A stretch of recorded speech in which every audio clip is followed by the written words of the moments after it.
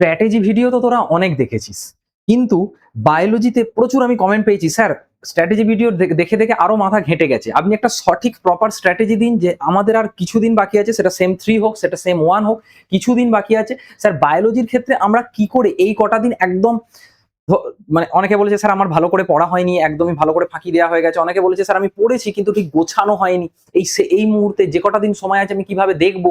তো এই নিয়ে তোদের প্রচুর কনফিউশন পেয়েছি, আমি একটা ভিডিওর মধ্যে তোদের সবকটা কনসেপশন ক্লিয়ার করে দেবো। ঠিক আছে, এটা নর্মাল কোনো স্ট্র্যাটেজি ভিডিও নয়, লাস্ট পর্যন্ত দেখ, অনেক কিছু এক্সট্রা শিখতে পারবি যেটা অন্য কোনো স্ট্র্যাটেজি ভিডিওতে, বায়োলজি স্ট্র্যাটেজি ভিডিওতে তুই তো পাবি না।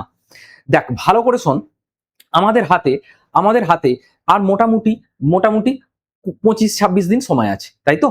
তো 25-26 দিন সময় আছে, আমি তার আগে তোদেরকে যে স্ট্র্যাটেজিটা বলছি একদম স্টেপ বাই স্টেপ দেখতে থাক, যাতে আমাদের সিলেবাসটা একবার ভালো করে রিভিশন হয়ে যায়। এতদিন নিশ্চয়ই সবার মোটামুটি সিলেবাস শেষ হয়ে গেছে আমি ধরে নিচ্ছি। তো কিভাবে আমি এই সময়টা আমরা রেডি করব বায়োলজিটা, সেটা সেম 1 হোক সেম 3 হোক, সেটা একটু ভালো করে লক্ষ্য কর। প্রথমেই দেখ, আমি যদি সেম 3 এর কথাটা বলি, 11 এর ক্ষেত্রে একই রকম ভাবে অ্যাপ্লিকেবল হবে, বাকি যে কথাগুলো বলবো। তো এখান থেকে দেখ, আমাদের দুটো ইউনিট আছে, এটা 1 আর 2, বা এটাকে 6 আর 7 নাম দেওয়া হয়। তো এখানে 15টা এমসিকিউ আসবে মানে 15 নম্বর, আর এখানে 20টা এমসিকিউ আসবে মানে 20 নম্বর। এই হচ্ছে আমাদের টোটাল 35টা নম্বর। তো এই 35টা নম্বরের মধ্যে 6টা চ্যাপ্টার আছে টোটাল, কিন্তু 6টা চ্যাপ্টারের সবকটা চ্যাপ্টারের কিন্তু তোর মানে কি বলবো, দৈর্ঘ্য সমান নয়। কিছু চ্যাপ্টার একটু মানে তুলনামূলকভাবে একটু লেন্দি বা একটু বেশি বোঝার আছে, দু একটা চ্যাপ্টার ছোট। তাহলে সেই ওয়াইজ আমরা ফার্স্ট যে স্ট্র্যাটেজিটা নেবো, যে কিভাবে আমরা সিলেবাসটাকে একবার করে তো শেষ হয়েছে, তুই যারা আমার কাছে অনলাইন ব্যাচে পড়েছিস বা যারা অফলাইন ব্যাচে বিভিন্ন জায়গায় পড়েছিস, তো দেখ ভালো করে শোন।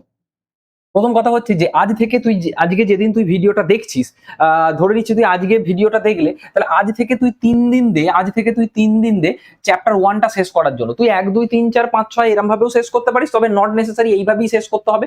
তুই মানে ধর এরকম ভাবে করতে পারিস যে প্রথমে উদ্ভিদটা পড়ে নিলি, বা প্রথমে মানুষটা পড়ে নিলি, মানুষের জননের পর রিপ্রোডাক্টিভ হেলথটা পড়ে নিলি, দুটো একই রকম টপিক। তাহলে এই দুটোকে তুই ফার্স্টে সবার আগে এই দুটোকে শেষ কর।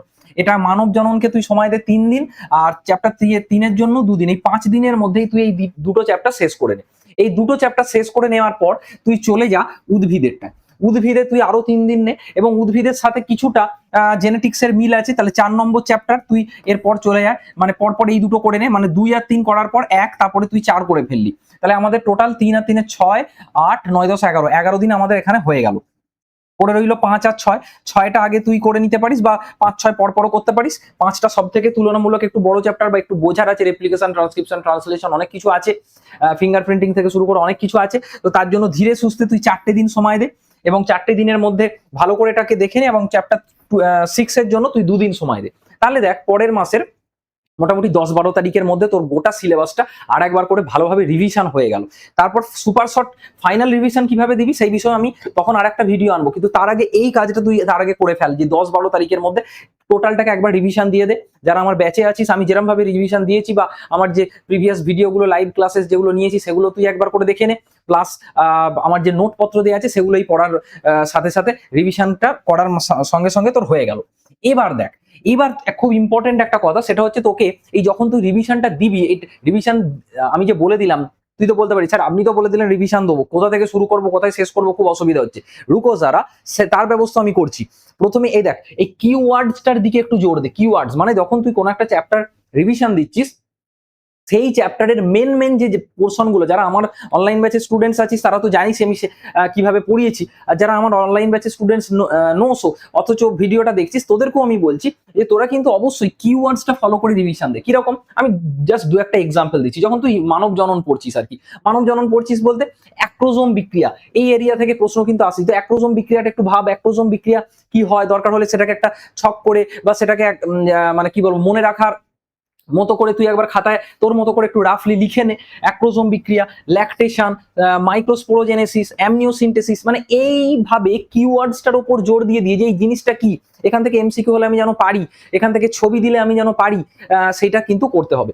11 এর ক্ষেত্রেও তাই, ধর হ্রাস বিভাজন, ট্যাক্সোনমি, অমরা বিন্যাস, পুষ্পপত্র বিন্যাস, আমি জাস্ট ফর এক্সাম্পল 2-3টে কিওয়ার্ডস তোর এখানে লিখেছি। তো সেইভাবে তুই বুঝতে পারছিস আমি কি বোঝাতে চাইছি। সেইভাবে যখন রিভিশন দিবি কিওয়ার্ডসটার দিকে কিন্তু অবশ্যই ফোকাস করবি, যে কোন কিওয়ার্ডসটা সব থেকে ইম্পর্টেন্ট বা কোন কিওয়ার্ডসের জায়গা থেকে কিন্তু আমার এমসিকিউ আসতে পারে। সেটা তুই কিন্তু যখন রিভিশন দিচ্ছিস বা এতদিন যে এমসিকিউ প্র্যাকটিস করেছিস সেখান থেকে তোর অলরেডি ধারণা হয়ে গেছে। যারা আমার ব্যাচে আছিস আমি তো তোদের অলরেডি বলে দিয়েছি, মানে ইভেন এখনো আমাদের যে টোটাল যারা মনে হচ্ছিস কিছুই তৈরি হয়নি, তোরা বায়োইজার দেবাংশ অ্যাপ থেকে কোর্স এখনো তোরা নিতে পারিস, এবং থার্ড সেমের জন্য দিয়ে ওয়ান শটের যে ক্লাসগুলো দেওয়া আছে বা যে পুরোনো যে লাইভ ক্লাসগুলো যেগুলো দেওয়া আছে, আপকামিং যে লাইভ ক্লাসগুলো আমি অ্যাপে করাবো সেগুলো তুই আরেকবার করে দেখে নিতে পারিস, সেটা both for same 1 and same 3।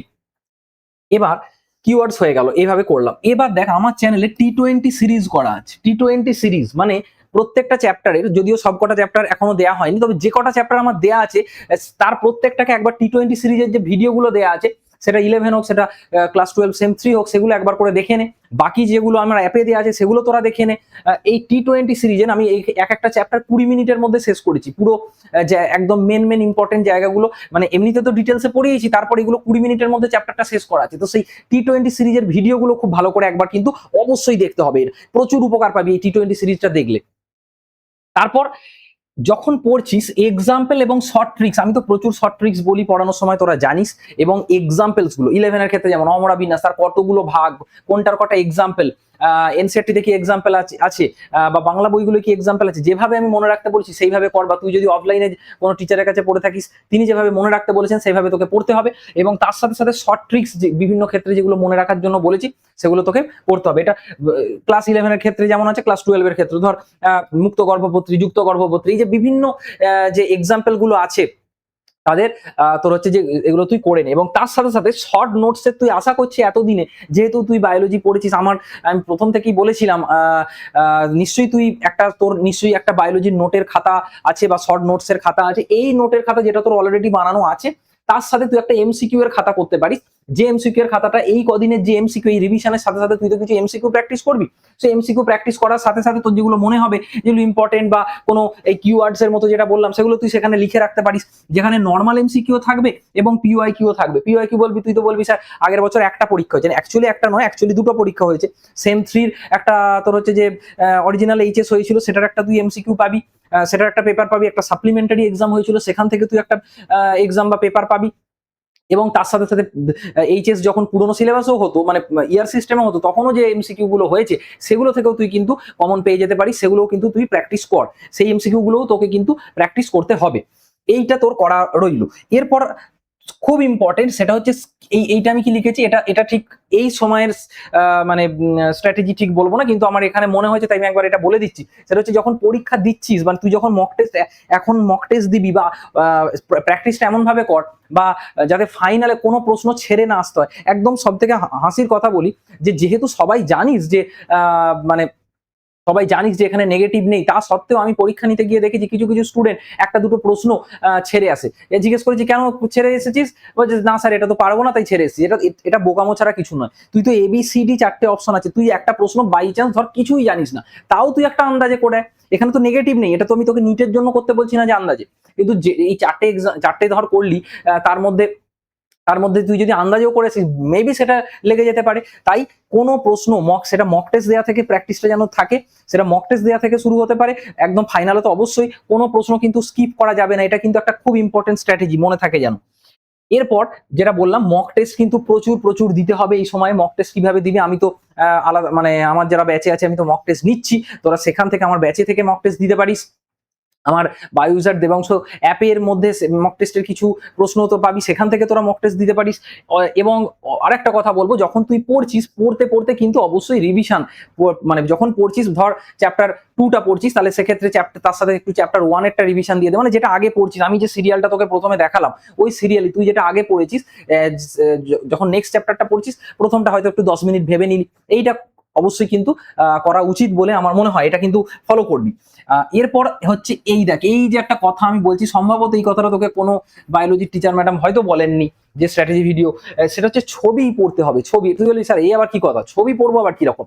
হ্যাঁ ইয়েস, ছবি পড়তে হবে। ছবি পড়তে হবে মানেটা কি, দেখ এখানে একটা কথা, সেটা সেম 3 হোক সেম 1 হোক, বোর্ডে কিন্তু বলাই আছে যে ছবির প্রশ্ন আসবে। অনেকে কি কি খেয়াল করে না যে শুধুমাত্র তথ্য পড়ে যাচ্ছে, থিওরি পড়ে যাচ্ছে, ছবিটা দিয়ে তোকে যদি পয়েন্টিং বলে তোকে তো বলতেই পারে এরকম, তো পয়েন্টিংটা বললে তাহলে তো ছবিটাকেও তো তোকে দেখে রাখতে হবে, দরকার হলে চোখ বন্ধ করে তোকে ছবিটাকে ভাবতে হবে যে ছবিটা কি বলতে চাইছে বা ছবির কোথায় কি পয়েন্টিং আছে। ছবি এমনিতে তো পড়তে গিয়ে ছবি ছাড়া তুই তো বুঝতে পারবি না, কিন্তু বিশেষ করে যে বইয়ে যে মেন ইম্পর্টেন্ট ছবিগুলো আছে, আমি পড়ানোর সময় যে এনসিইআরটির ছবি বা এইগুলোর কথা বলেছিলাম, সেই ছবিটাকে পড়তে হবে। বায়োলজির ক্ষেত্রে এটা বিশেষ ইম্পর্টেন্ট, তোকে ছবি তুলে প্রশ্ন দিতে পারে, যেটাকে পয়েন্টিং করো, এ বি সি বলে দিয়ে দিল, যে বলে এ কি বি কি সি কি, এরকম তোকে কিন্তু দিয়ে দিতে পারে। তাই ছবি কিন্তু অবশ্যই দেখতে হবে।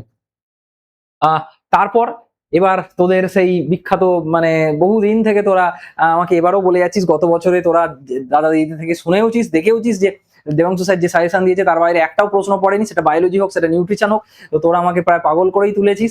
তো যাই হোক, তোরা সেটা বল কবে সাজেশন দেবো, তোরা কমেন্ট করে জানা। আমি তোদের কমেন্টের ওপরই সেইভাবে সাজেশনটা পাবলিশ করব। তাহলে এই যে স্ট্র্যাটেজি গুলো তোদেরকে বললাম, আশা করছি তোর টোটাল আমি একটা যে এইগুলোকে পয়েন্ট ওয়াইজ করে দরকার হলে খাতায় লিখে নে, ভিডিওটা আরেকবার দেখ রিওয়াইন্ড করে, খাতায় লিখে নে, এবং এইভাবে জোর কদমে ভিডিওটা যে মুহূর্তে শেষ হচ্ছে, ভিডিওটা তুই হয়তো রাত 8:35-এ দেখছিস, 8:35-এ ভিডিওটা তোর দেখা শেষ হলো, তাহলে 8:36 থেকেই কাজটা শুরু করে দে, ফেলে রাখিস না। দেখা হচ্ছে, আর নেক্সট কি ভিডিও চাস সেটা জানা, দেখা হচ্ছে নেক্সট ভিডিওতে। Thank you.